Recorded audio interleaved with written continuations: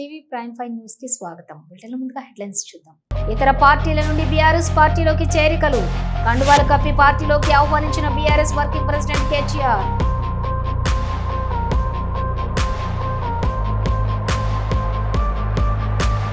కేసీఆర్ కు మేడారం సమ్మక్క సారలమ్మ జాతరకు ఆహ్వానం పలికిన మహిళా మంత్రులు కొండ సురేఖ, ధనసరి అనసూయ, సీతక్క.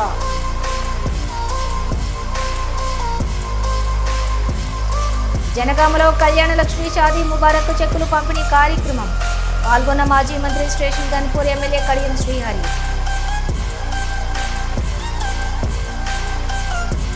తెలంగాణ భవన్లో కొల్లాపూర్ నియోజకవర్గంలో నూతనంగా ఎన్నికైన బీఆర్ఎస్ సర్పంచ్ల ఆత్మీయ సమావేశంలో బీఆర్ఎస్ వర్కింగ్ ప్రెసిడెంట్ కేటీఆర్ పాల్గొన్నారు. రాజ్యసభ మాజీ సభ్యులు అట్లాగే మన party general secretary, head office incharge గౌరవనీయులు శ్రీ రావుల చంద్రశేఖర్ రెడ్డి గారు, మా తమ్ముడు డాక్టర్ ఆంజనేయ గౌడ్ గారు, తమ్ముడు విజయ్ గారు, తమ్ముడు ఇమ్తియాజ్ గారు, మా అన్న వెంకటేశ్వర రెడ్డి గారు, పెద్దోడు నాకంటే, మా సోదరుడు వాల్యానాయక్ గారు, మా తమ్ముడు, ఇంకా పేరున వేదిక పైన తమ్ముళ్లకు మా తమ్ముడు అభిలాష్ గారికి, అట్లాగే ఈరోజు మరి ఈ కార్యక్రమాన్ని ఏర్పాటు చేసిన మా గౌరవనీయులైన మరొక తమ్ముడు, మరి కొల్లాపూర్ మాజీ శాసనసభ్యుడు, మీ అందరి అభిమాన నాయకుడు సోదరుడు శ్రీ బీరం హర్షవర్ధన్ రెడ్డి గారికి, మరి కొల్లాపూర్ నియోజకవర్గంలోని చిన్నంబావి నుండి ఈరోజు విచ్చేసి పార్టీలో చేరిన చదువుకున్న మా చెల్లెలు, ఇంజనీరింగ్ చదువుకున్న చెల్లెమ్మ సర్పంచ్ గారు, ఏం పేరమ్మా, దివ్యశ్రీ గారికి, అట్లాగే వారితో పాటు విచ్చేసిన మిగతా గౌరవనీయులైన ఉప సర్పంచులు, మాజీ సర్పంచులు, అట్లాగే వార్డు సభ్యులు, ఇంకా ఉప సర్పంచులు, పేరున అందరికీ స్వాగతం. కొద్దిగా నేను ఆలస్యంగా వచ్చినాను, దయచేసి నన్ను మన్నించాలని కోరుతూ, అక్కడ వేరే ప్రోగ్రాంలో ఇరుకొని పోయింటి, అందుకే కొద్దిగా ఆలస్యమైంది, ఏమనుకోవద్దని చెప్పి కూడా కోరుతా ఉన్నాం. ఈరోజు కొల్లాపూర్ ఫలితాలు చూసిన తర్వాత, ముఖ్యంగా మీరు సర్పంచ్ ఎన్నికల్లో పోరాడిన తీరు చూసిన తర్వాత, మొన్న మీ మంత్రి గారు చెప్పింది అక్షర సత్యం అని చెప్పి మా అందరికి కూడా అర్థమైంది. ఆయనకి ఇప్పటికే జ్ఞానోదయం అయింది. ఇప్పుడు మీకు, మాకు, కొల్లాపూర్ ప్రజలకు కూడా స్పష్టత వచ్చిందని నేను అనుకుంటా ఉన్నాను. మంత్రి కృష్ణారావు గారు ఆ మధ్యన ఆదిలాబాద్ జిల్లాలో ఆడిన పోయినాడు. పోతే అక్కడ వాళ్ళు అడిగినారు కృష్ణారావు గారిని, సార్ మాది రెవెన్యూ డివిజన్ చేయాలా మాది అని చెప్పి ఏదో కోరిక కోరినారు. కోరితే కృష్ణారావు గారు మరి ఆ రోజు ఏం మూడ్లో ఉన్నాడో, ఏం ఆలోచించుకున్నాడో కానీ చాలా స్పష్టంగా చెప్పినాడు. ఏమని, మళ్ళీ మా ప్రభుత్వం వస్తుందో రాదో నాకు తెలియదు, మళ్ళీ నేను గెలుస్తానో లేదో నాకు తెలియదు. ఆయనకు తెలియదేమో కానీ కొల్లాపూర్ ప్రజలకు తెలుసు, మళ్ళీ గెలిచే సమస్య లేదు, ఖచ్చితంగా ఈసారి ఓడగొట్టేది పక్కా. ఎందుకంటే నేను ఆయన మీద ఏదో కోపంతో చెప్పట్లేదు, ఆయన మీద వ్యక్తిగతంగా నాకు కోపం ఉండాల్సిన అవసరం కూడా ఏమీ లేదు. ఎందుకు గెలవరు అంటున్నా అంటే, కాంగ్రెస్ పార్టీ స్పష్టంగా ఒక్క మాటలో చెప్పేయచ్చు. రామాయణం గురించి చెప్పండి అంటే కట్టే, కొట్టే, తెచ్చే, మూడు ముక్కల్లో చెప్పొచ్చు.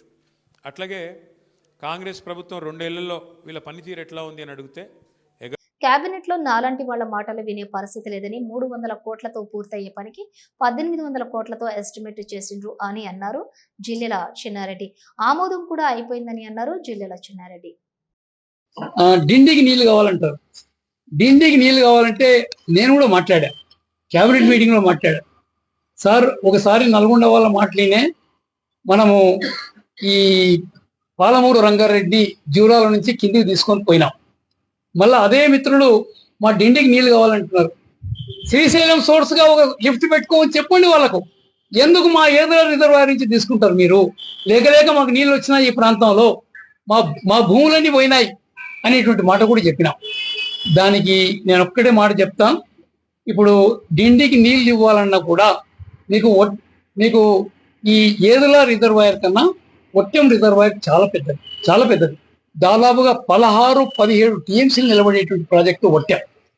అదే మాదిరిగా మీ కింద ఉండేటువంటి కరివెను కూడా అంతే సమానంగా ఉండే ప్రాజెక్టు, 16-17 టీఎంసీలు నిలబడేటువంటి ప్రాజెక్టు. ఆ ప్రకారంగా ఏదో కేవలం 5-6 టీఎంసీలు నిలబడే ప్రాజెక్టు.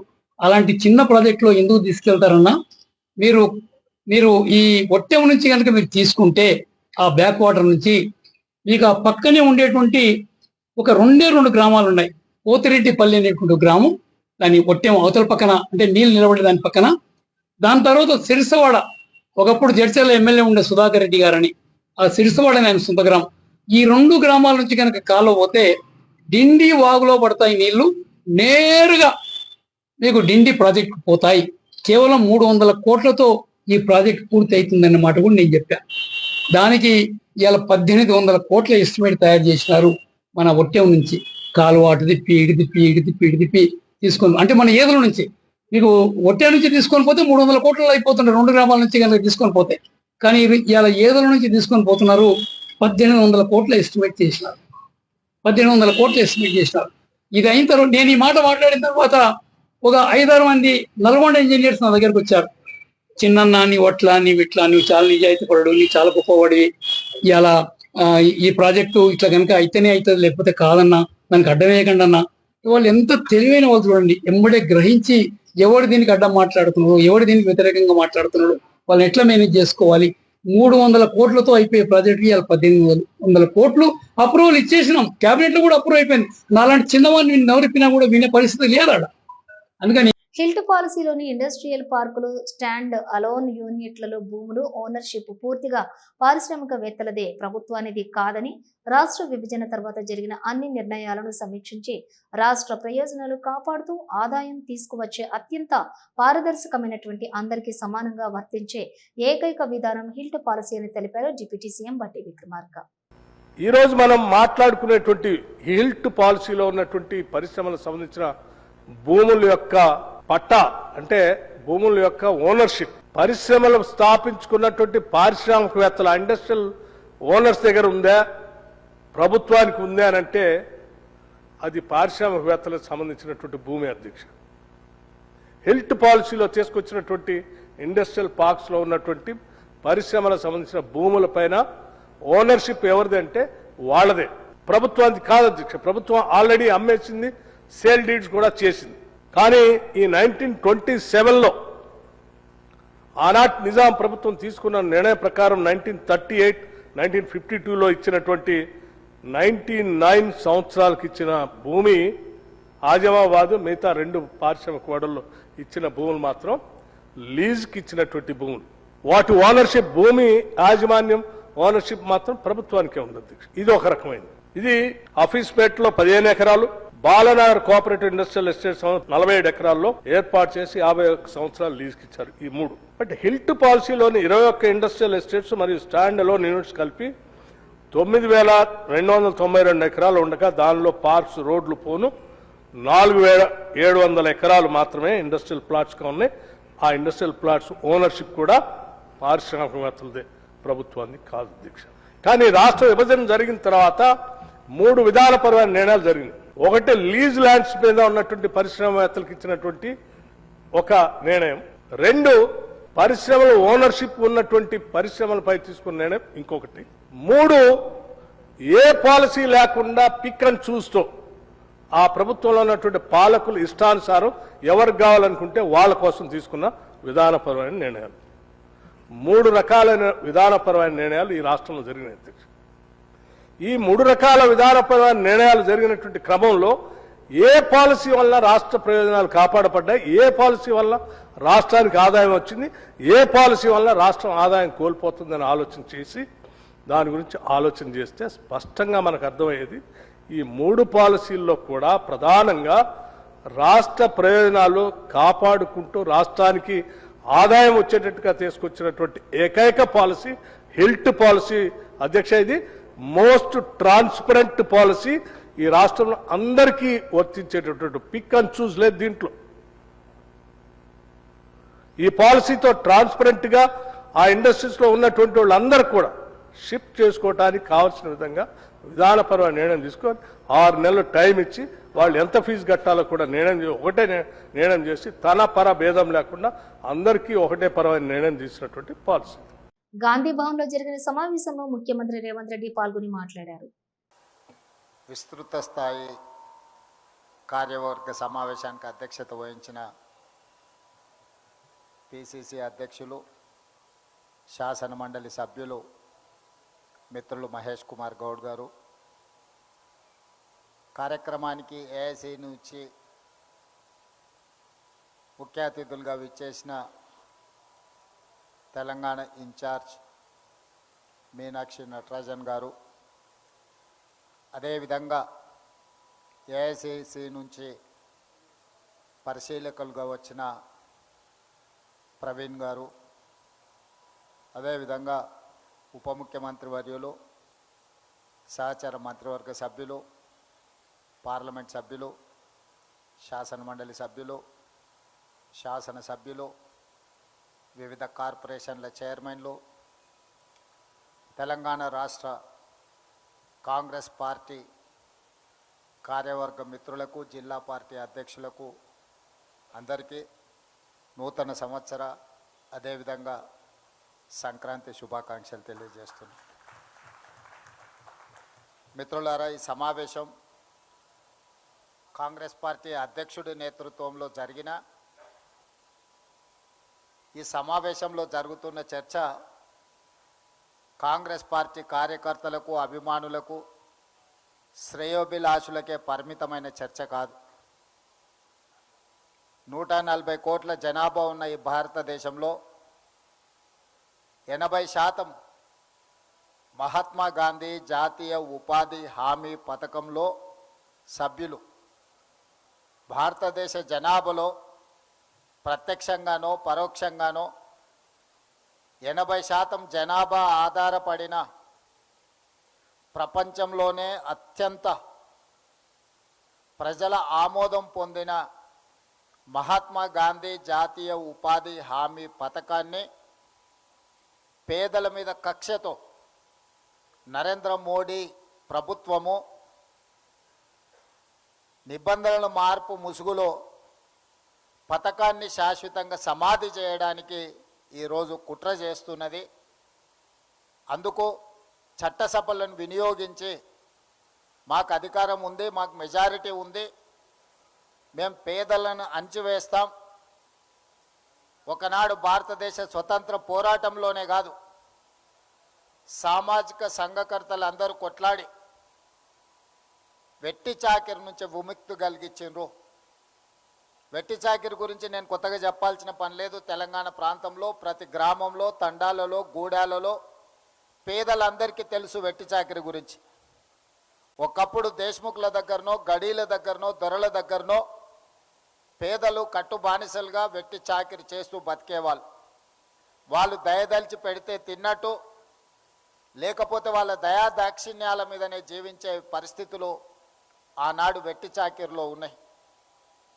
ఈ వెట్టి చాకిరి నుంచి విముక్తే కాదు, దేశ ప్రజలకు స్వతంత్రాన్ని ఇచ్చి దేశ ప్రజలకు ఓటు హక్కును కల్పించింది కాంగ్రెస్ పార్టీ, మహాత్మా గాంధీ, డాక్టర్ బాబాసాహెబ్ అంబేద్కర్. ఈనాడు గతాన్ని ఒక్కసారి గుర్తు చేయాలి. భవిష్యత్ తరాలకు మనం చెప్పవలసిన బాధ్యత ఈ సమావేశంలో ఉన్న ప్రతి ఒక్కరి మీద ఉన్నది. దేశ స్వతంత్రం వచ్చిన తర్వాత ఈ దేశాన్ని ఏ విధంగా ముందుకు తీసుకెళ్ళాలి, ఈ దేశంలో పరిపాలన ఏ విధంగా కొనసాగించాలని చర్చ జరగడానికి ఆనాడు కాంగ్రెస్ పార్టీ కాన్స్టిట్యూయెంట్ అసెంబ్లీని ఏర్పాటు చేసింది. మేధావులను, ఆనాడు పరిపాలనలో భాగస్వాములందరినీ, చట్టాల మీద అవగాహన ఉండి ప్రపంచ దేశాలలో జరుగుతున్న పరిపాలన మీద అవగాహన ఉన్న వాళ్ళను ఏర్చి కూర్చి దానికి చైర్పర్సన్గా డాక్టర్ బాబాసాహెబ్ అంబేద్కర్ గారిని రాజ్యాంగాన్ని రచించడానికి ఆనాడు కాంగ్రెస్ పార్టీ నియమించింది. ఆ సందర్భంగా చాలా చర్చలు జరిగినాయి, సూచనలు వచ్చినాయి, వాదోపవాదాలు జరిగినాయి. భారతీయ జనతా పార్టీ భావజాలం ఉన్న వాళ్ళు 99 ఛానల్ నూతన భవనాన్ని బీఆర్ఎస్ వర్కింగ్ ప్రెసిడెంట్ కేటీఆర్ ప్రారంభించారు.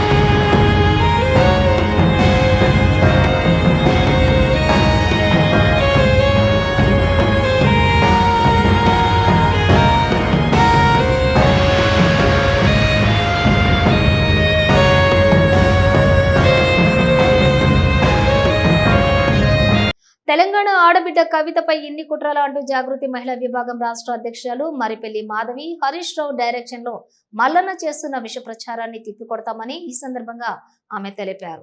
తీర్మార్ మల్లన్న మాట్లాడినటువంటి అంశంపై జాగృతి మహిళా విభాగంగా మేము తీవ్రంగా ఖండించడం జరుగుతుంది. కవితక్క గారిపై చేసినటువంటి విమర్శలను తను ఒక స్క్రీన్ పెట్టుకొని ఆ స్క్రీన్లో చదువుతున్నటువంటి అంశాల్లో తను ఒక న్యూస్ రిపోర్టర్, ఒక జర్నలిస్టా లేదంటే ఒక బ్లాక్ మెయిలరా కూడా అర్థం కాని పరిస్థితి ఈరోజు తెలంగాణ ప్రజానికానికి అనిపిస్తుంది. తను ఒక అంశాలపై విశ్లేషణ చేసి ప్రజలకు ఒక సందేశాన్ని ఇవ్వాల్సినటువంటి వ్యక్తి ఈరోజు ఒక విషపూరితమైనటువంటి రాజకీయ ఉద్దేశంతో ప్రజలకు విషయాన్ని చిమ్మడని మేము తీవ్రంగా ఖండిస్తున్నాం. అసలు తీర్మార్ మల్లన్న ఒక క్వశ్చన్ వేసాను, అసలు నీది నాలుకనా తాటి మట్టనా? అసలు నువ్వేం మాట్లాడుతున్నావు, నీకేమైనా అర్థం అవుతుందా? నీ కనీస ఇంగిత జ్ఞానం ఏమైనా ఉన్నదా? నువ్వు తీసుకున్నటువంటి సబ్జెక్ట్ ఏంటిది, నీ చదువుకున్న జర్నలిజం ఏంటిది, అసలు నువ్వు చేస్తున్నటువంటి పని ఏంటిదో నీకు కొంచెమన్నా అర్థం అవుతుందో అర్థం కావట్లేదు. అసలు ఒక రాజకీయ నాయకుడివా, ఒక జర్నలిస్టువా, లేదంటే టీఆర్ఎస్ పార్టీకి సంబంధించి ఒక కోవట్టువా, లేదంటే హరీష్ రావు కోవట్టువా కూడా నువ్వు అర్థం కావట్లేదు. మరి హరీష్ రావు నీకు ఎన్ని కోట్ల జీతం ఇస్తున్నా అర్థం కావట్లేదు. నెలకు 5 కోట్లు ఇస్తున్నా, 6 కోట్లు ఇస్తున్నా అర్థం కావట్లేదు. కానీ నువ్వు తీసుకునేటువంటి 5-6 కోట్లు చాలకపోతే ఇంకో 1-2 కోట్లు పెంచి తీసుకో అక్కడి నుంచి, దానికి మీ మనం. కానీ కవితక్క గురించి మాట్లాడేటువంటి స్థాయి, అర్హత నీకు ఏ కోశాన లేదు. నీతోటి మాట్లాడిపించేటువంటి వ్యక్తులకు నిజంగా వాళ్ళకు దమ్ముంటే వాళ్ళను ఒక ప్రెస్ మీట్ పెట్టి మాట్లాడమను, కవితక్క గురించి ఛాలెంజ్ చేసి మాట్లాడమను. అక్క అప్పుడు మాట్లాడితే సమానం చెప్తుంది. నువ్వెంత కవితక్క కాలి గోటికి పనికిరానటువంటి వ్యక్తివి. నువ్వు కవితక్క గురించి విమర్శించి నీ పిల్లల మీద ప్రమాణం చేయమని చెప్పేటువంటి అవులాగాని పెద్ద వేస్ట్ ఫెల్లోవి నువ్వెట్లా అడుగుతావు ప్రమాణం చేయమని చెప్పేసి? అసెంబ్లీలో మాట్లాడినటువంటి అంశం సందర్భంగా కవితక్క నేను ఎలాంటి ఆస్తుల పంచాదు కానీ నా ఆత్మగౌరవ పంచాదు అని చెప్పేసి ప్రమాణపూర్వకంగా తన ఇంటి కులదైవం మీద తన పిల్లల మీద ప్రమాణం చేసింది. తను స్వయంగా రావాలి, నువ్వు కూడా అసలు చెప్పడానికి. నీకు అలాంటి ఛాలెంజ్ కనుక మీరు చేయదలుచుకుంటే కవితక్క మీద, కవితక్క స్థాయి ఉన్నటువంటి నాయకులు నువ్వు వెనకుండి మాట్లాడిపించేటువంటి గుంటనక్కలు ఎవరైతే ఉన్నారో వాళ్ళని ఛాలెంజ్ చేయమనండి, వాళ్ళని మాట్లాడమని చెప్పేసి అని అడుగుతున్నాం మేము. అసలు మేము ఇవాళ నువ్వు బీసీల పేరు ఎత్తుకొని తిరుగుతున్నావు, బీసీల పరువు తీస్తున్నావు. నువ్వు మున్నూరు కాపు కులంలో చెడబుట్టినావు అనిపిస్తుంది. నేను మున్నూరు కాపు బిడ్డనే, నువ్వు మున్నూరు కాపు బిడ్డవి. అసలు నీ వెనక ఎంతమంది బీసీలు ఉన్నారు, ఎంతమంది మున్నూరు కాపులు ఉన్నారు? ఎవరన్నా నీకు మున్నూరు కాపు కుల సంఘంలో ఎవరున్నారు? నువ్వు ఏ జిల్లా కన్నా తిరిగినవా? అసలు ఏ ఉద్దేశంతో నువ్వు పార్టీని పెట్టినావు? నీ పార్టీలు ఎవరున్నారు? నీ బీసీ కుల సంఘాల వాళ్ళు ఎవరున్నారు? నీ మున్నూరు కాపు కుల సంఘం ఎక్కడ ఉన్నది? నీ వెనక్కి తిరిగి చూడకుండా నువ్వు కవితక్క గురించి మాట్లాడుతున్నావు. ఈ రోజు కవితక్క పార్టీ పెట్టాలంటే అసలు ఏం చేయాలి, ఎట్లుండాలి, అసలు ఈ రోజు తెలంగాణ రాష్ట్రంలో ఉన్నటువంటి ప్రజలకు ఏమి కావాలన్నది జిల్లా మారుమూల తండలు తిరిగి ప్రతి ఒక్కరి కష్ట సుఖాలను తెలుసుకొని ప్రతి ఒక్క ప్రజాభిప్రాయం సేకరిస్తుంది. మనం పార్టీ పెట్టే ముందు ఏం సేకరించడం, ఏం విశ్లేషణ చేసి పెట్టినావు, అసలు ఏం ఉద్ధరిస్తామని చెప్పేసి పార్టీ పెట్టినావు? నీ పార్టీలో ఉన్నటువంటి ఎజెండా అంశాలు ఏంటిదో కనీసం నీకు ఒక ఆలోచన, నీకు అవగాహన ఉందా? నోరు తెరిస్తే అన్ని అబద్ధాలు మాట్లాడేటువంటి వ్యక్తివి, నిన్ను ఎవరు నమ్ముతారు? అసలు బీసీ రాజ్యాధికార పార్టీ అని పెట్టినావు. నువ్వు ఏ పార్టీ, ఏ రోజు ఏ పార్టీలు ఉంటావు నీకే కనీసం తెలియదు. జనగామలో కళ్యాణ లక్ష్మి షాదీ ముబారక్ చెక్కులను స్టేషన్ ఘనపూర్ ఎమ్మెల్యే కడియం శ్రీహరి లబ్ధిదారులకు అందజేశారు.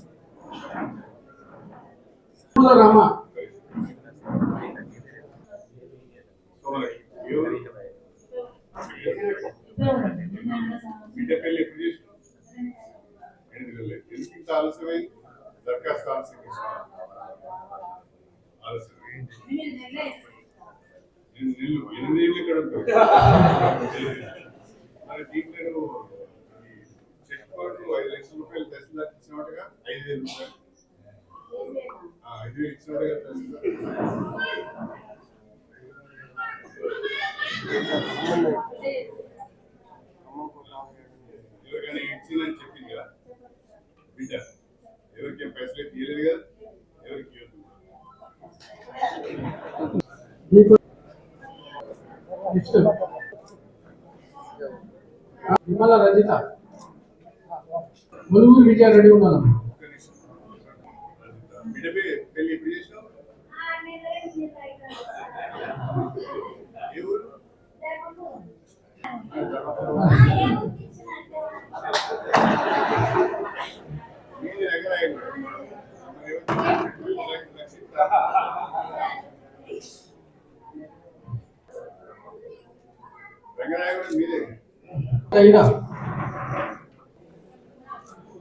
లక్ష్మి గుగ్గి లక్ష్మి అమ్మ, తర్వాత కాసాని శారద, తర్వాత రంగు వెంకటలక్ష్మి. నెక్స్ట్ మీరు కూడా స్వతంత్ర. తర్వాత చెవుల్లో కోమాల తెలుగుకు సంబంధించి ఒకటే చెక్ ఉంది, రెడీ ఉండాలి. సంతకం పెట్టండి అమ్మా, సంతకం పెట్టండి. సంబంధించి ఎలా పిల్లలు కావాలి. రాము సర్పంచ్ గారు కేశవ్ రామ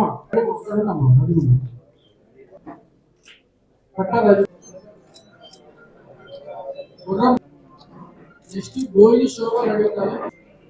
బొమ్మగల్ల రాణి, పులిపాక ఈరమ్మ, భాస్కర రేణుక, జయలక్ష్మి, శ్యామల జయలక్ష్మి. నెక్స్ట్ లక్ష్మీ సాయి. నెక్స్ట్ లాగపురం, ఇది చాగలి యాట కోమల, చాగల్ లబ్ధిదారు చాగల్. స్వప్న, రంగారపు సరోజ.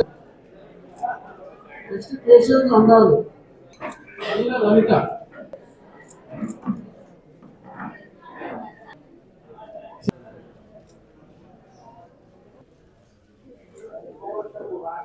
కోమటిగూడెం గ్రామం నుంచి దాస కుమారస్వామి, భువనగిరి ప్రదీప్, ఇప్పగూడెం గ్రామం, గ్రామము గంపాల సామ్రాజ్యాల రాధిక, ముఖ్య రాజమ్మ, గడ్డం నవీన్. తదుపరి గన్పూర్ గ్రామము జోగేందర్. తదుపరి తాటి పాములూరు గ్రామము ఇంగాల పాటి సంగి పోతరాజు. రాఘవపూర్ గ్రామము సింగాపురం మహేందర్. పండుగ ముందు మీకు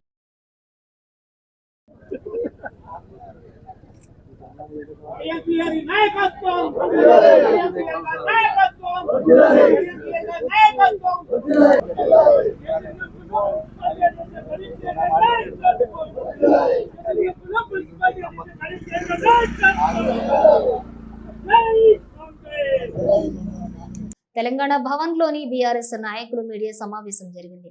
బీఆర్ఎస్ నాయకుడు ఆర్ఎస్ ప్రవీణ్ కుమార్ మాట్లాడారు. ధన్యవాదాలు చెప్తూ మరి నాతో పాటు వేదిక మీద ఉన్న పెద్దలు వాసుదేవ్ రెడ్డి గారు, అదేవిధంగా కిషోర్ గారు, తుంగబాలు గారు, మోసిన్ గారు, వారికి కూడా ధన్యవాదాలు తెలుపుతూ మరి తెలంగాణ ప్రజలు గత 2 సంవత్సరాల నుండి ఎన్నో సమస్యలతో కొట్టుమిట్టాడుతున్నారు. వాళ్ళ జీవితాలను స్పృశించే పరిస్థితి ఈరోజు లేదు. కన్నీరు మున్నీరుగా విలపిస్తున్నారు.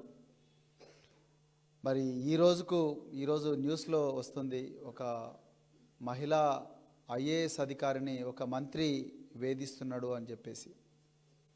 అంటే ఎంత తెలంగాణ మహిళలు గౌరవింపబడే నేల, మహిళలను పిల్లలను ఎంతో జాగ్రత్తగా కేసీఆర్ గారు, ఆనాటి మంత్రివర్గము, ఆనాటి అధికారులు అందరూ కూడా చాలా జాగ్రత్తగా కాపాడుకున్న రోజుల నుండి షీ టీంలు, అదేవిధంగా 15,000 మంది మహిళా పోలీస్ అధికారులను నియమించుకొని పిల్లలను, మహిళలను, వృద్ధులను కాపాడుకున్న ఈ నెలలో ఈరోజు కాంగ్రెస్ వాళ్ళు ఎక్కడికి దిగజార్చిందంటే, ఈరోజు మహిళా ఉన్నతాధికారులను, వాళ్లను మంత్రులు అత్యంత అసభ్యకరమైన రీతిలో వేధించే స్థాయికి తెలంగాణలో పరిపాలన దిగజారింది. అదేవిధంగా మరి కృష్ణ ఎన్నో సమస్యలు ఉన్నాయి. నిజంగా ప్రతి సమస్యలు లేని రోజు లేదు తెలంగాణలో గత 2 సంవత్సరాల నుండి. మరి కృష్ణా జలాలు ఆంధ్రప్రదేశ్ పట్టపగలే దోచుకొని పోవడానికి ప్రయత్నం చేస్తూ ఉన్నది. గోదావరి జలాలు కానీ, కృష్ణా జలాలు కానీ ఈరోజు మరి ఇక్కడ ఉండే ముఖ్యమంత్రి, మంత్రులు కళ్ళప్పగించి చూస్తున్నారు. పాలమూరు రంగారెడ్డి 90% పూర్తయిన పాలమూరు రంగారెడ్డి ఎత్తిపోతల పథకాన్ని ఈరోజు 10% మిగిలి ఉన్న పాలమూరు పథకాన్ని, పాలమూరు రంగారెడ్డి ఎత్తిపోతల పథకానికి 10% నిధులు ఇచ్చే గుండె కూడా రేవంత్ రెడ్డి గారికి రావడం లేదు. పాలమూరు బిడ్డ అని చెప్పుకునే వ్యక్తి. అదేవిధంగా మరి ఘోరమైన విషయం ఏంటంటే, చాలా డిపార్ట్మెంట్లో గత 6 నెలల నుంచి ఉద్యోగస్తులకు కాంట్రాక్ట్ మరియు అవుట్సోర్సింగ్ ఉద్యోగస్తులకు జీతాలు లేవు. వాటి గురించి ఎవరు కూడా మాట్లాడడం లేదు. ఇంకా ఘోరమైన విషయం ఏంటయ్యా అంటే పెన్షనర్స్కు పాపం 60 సంవత్సరాల వయసు నుండి 30 సంవత్సరాల జీవితం మరి ప్రభుత్వంలోనే గడిపి పెన్షన్ తీసుకొని మరి కృష్ణారామ అంటూ మరి వాళ్ళ ఆరోగ్యాన్ని బాగు చేసుకుందాం, ఏదో ఇల్లు కట్టుకుందాం అంటే వాళ్ళకు పెన్షన్ కూడా రాని పరిస్థితి. వాళ్ళు కూడా అసెంబ్లీని ముట్టడి చేసే పరిస్థితి. వృద్ధులు అసెంబ్లీని ముట్టడి చేసే పరిస్థితి. మరి కాంట్రాక్టర్ బిల్స్ రాక, సర్పంచ్లు కాంట్రాక్టర్లు బిల్స్ రాక వాళ్ళు కూడా అసెంబ్లీని ముట్టడి చేసే పరిస్థితి.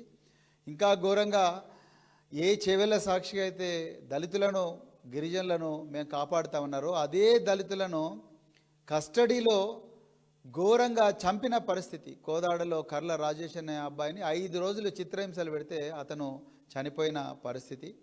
తెలంగాణ భవన్లో బీఆర్ఎస్ పార్టీలోకి ఇతర పార్టీల నుండి చేరిన నాయకులతో సమావేశమయ్యారు. ఈ సందర్భంగా బీఆర్ఎస్ వర్కింగ్ ప్రెసిడెంట్ కేటీఆర్ మాట్లాడారు. ఈ గులాబీ పగిడి కట్టుకొని వచ్చిన ఇది చూస్తే ఎట్లా అనిపిస్తుందంటే విరబూసిన గులాబీ తోట అంటారు చూడు, అట్లా ఉన్నది. విరబూసిన గులాబీ తోట మాదిరిగా మా చెల్లెళ్ళు, మా తమ్ముళ్ళందరూ పెద్ద ఎత్తున విచ్చేసినందుకు మీకు, పెద్దలు గౌరవనీయులు శాసన మండలి సభ్యులు అన్న దాసోజు శ్రవణ్ గారికి, హుజూరాబాద్ ఎమ్మెల్యే గారు డైనమిక్ నాయకుడు తమ్ముడు కౌశిక్ రెడ్డి గారికి, గౌరవనీయులు మన మల్కాజ్గిరి పార్లమెంట్ నుంచి మొన్ననే మన పార్టీ నుంచి పోటీ చేసిన గౌరవనీయులు రాగిడి లక్ష్మారెడ్డి అన్న గారు, సీనియర్ నాయకులు మాజీ కార్పొరేటర్ అన్న కొమిరిశెట్టి సాయిబాబా గారు, అట్లాగే మన విద్యార్థి విభాగం రాష్ట్ర అధ్యక్షుడు తమ్ముడు, యువకుడు, ఉత్సాహవంతుడు, మరి ఎల్లవేళలా విద్యార్థులకు అండగా ఉంటున్న తమ్ముడు గెల్లు శ్రీనివాస్ యాదవ్ గారికి, అట్లాగే తమ్ముడు రవి యాదవ్ గారికి, మారబోయిన రవి యాదవ్ గారికి, థ్యాంక్ యూ తమ్ముడు, బొబ్బ నవతారెడ్డి గారికి, మరొక రవి యాదవ్ గారికి, చిర్రా రవి యాదవ్ గారికి, అట్లాగే వేదికపైన ఆసీనులైన మా పటేల్ గారికి, తర్వాత కార్తిక్ గారికి, కిరణ్ గారికి, శ్రీనివాసరావు గారికి, డాక్టర్ రవి గారికి, సుబ్బరాజు గారికి, మాజిద్ గారికి, రాములు గారికి, మల్లారెడ్డి గారికి, జుబేర్ గారికి, మల్లేష్ గారికి, సుమన్ గారికి, నవీన్ గౌడ్ గారికి, ఈరోజు ఈ కార్యక్రమాన్ని సమన్వయం చేసిన కూకట్పల్లి ఎమ్మెల్యే కృష్ణారావు గారికి, పత్రికా మిత్రులకు, బాగా గడబడి చేస్తున్న మా తమ్ముళ్లకు, గడబడి చేయకుండా చక్కగా మంచిగా పద్ధతిగా ఉన్న మా ఆడబిడ్డలకు అందరికీ నమస్కారం. చాలా సంతోషం.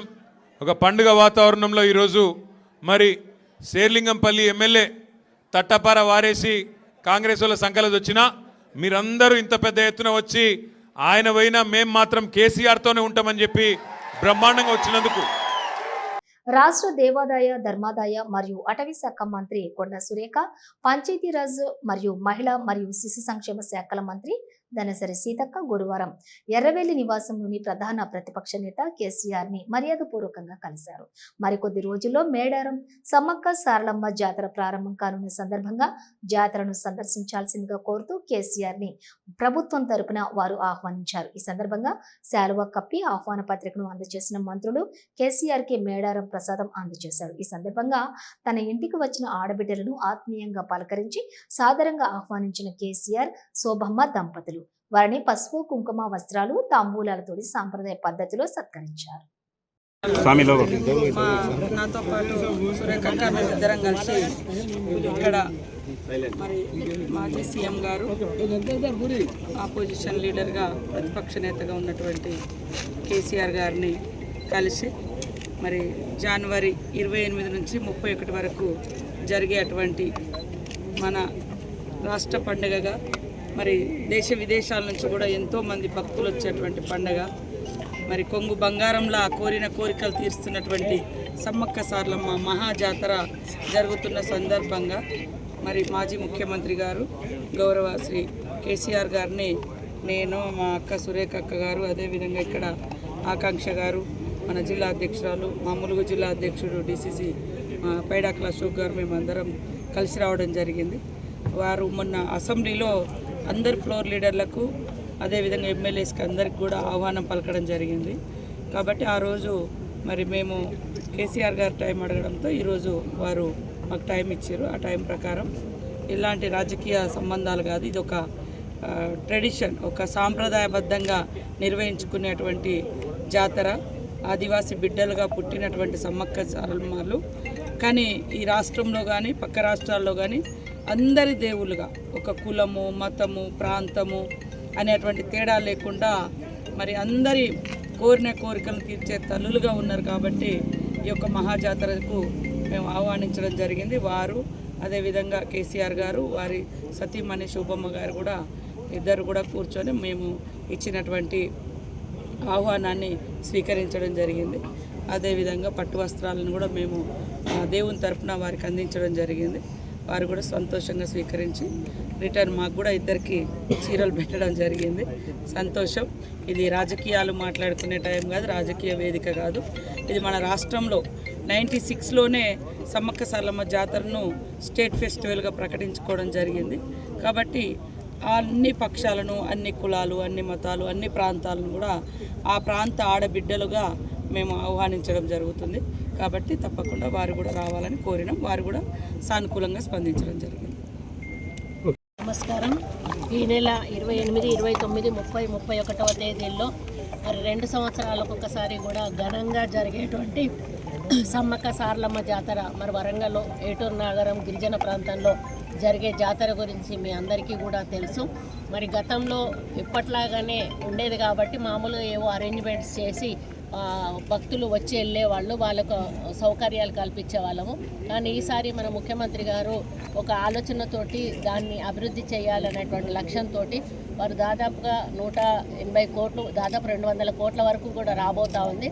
అన్ని కోట్లు పెట్టి దాని రూపురేఖలు మార్చి పర్మనెంట్ స్ట్రక్చర్గా మరి కొన్ని వందల సంవత్సరాలు నిలబడే విధంగా దాన్ని నిర్మించాలని చెప్పి ఈరోజు వారు కన్స్ట్రక్షన్ చేయడం జరిగింది. దానితోటి ఎన్నో 800 సంవత్సరాల నుంచి కొలుస్తున్నటువంటి ఈరోజు ఆ వనదేవతలకు గిరిజన బిడ్డలు ఆనందంతో వాళ్ళు ఈరోజు చాలా సంతోషపడుతూ ఉన్నారు. సీతక్క కూడా అక్కడ లోకల్ ఎమ్మెల్యే మరియు గిరిజన బిడ్డ కాబట్టి ఆమె కూడా అక్కడ ఉండి ప్రత్యేకంగా ఆ కన్స్ట్రక్షన్స్ ఎలా జరుగుతున్నాయి అని నేను, శ్రీనివాసరెడ్డి గారు, అక్క అందరం కూడా పరిశీలిస్తూ ఉన్నాము. అయితే ఈ 18, 19వ తారీఖు రోజు సీఎం గారి చేతుల మీదుగా దాన్ని ఓపెనింగ్ చేపించడం జరుగుతూ ఉంది. మరి ఇన్విటేషన్ అనేది అందరినీ పిలవాలి కాబట్టి మేమిద్దరం కూడా, తను అక్కడ లోకల్ ఎమ్మెల్యేగా, ఒక దేవాదాయ శాఖ మంత్రిగా మేమిద్దరం కూడా అందరికీ కూడా ఇన్విటేషన్స్ ఇస్తూ ప్రధాన ప్రతిపక్ష నేత అయినటువంటి మాజీ ముఖ్యమంత్రి గారు అయినటువంటి కేసీఆర్ గారికి కూడా ఇద్దరు ఆడబిడ్డలను కూడా వచ్చి వారికి ఇన్విటేషన్ ఇచ్చి తప్పకుండా సతీ సమేతంగా వచ్చి దర్శనం చేసుకోవాలని వారు కోరడం జరిగింది. వారు కూడా సానుకూలంగా స్పందించి ఏదో ఒక రోజు హెలికాప్టర్లో రావడానికి నేను ప్రయత్నం చేస్తాను అన్నారు. వచ్చి దీవెనలు అందుకుంటా అన్నారు. మమ్మల్ని వారు ఆశీర్వదించారు. వారికి కూడా మేము పుస్తకాలు పెట్టి ఇన్విటేషన్ ఇచ్చి వారిని రమ్మని మరి గౌరవప్రదంగా పిలవడం జరిగింది. వారు వస్తే చాలా హ్యాపీగా ఉంటుందని తెలియజేస్తాను. టీపీసీసీ ఆదివాసీ కాంగ్రెస్ చైర్మన్ గా ఎమ్మెల్సీ కేతావత్ శంకర్ నాయక్ బాధ్యతల స్వీకరణ కార్యక్రమం గాంధీ భవన్ లో జరిగింది. ఈ సందర్భంగా టీపీసీసీ అధ్యక్షులు మహేష్ గౌడ్ మాట్లాడారు.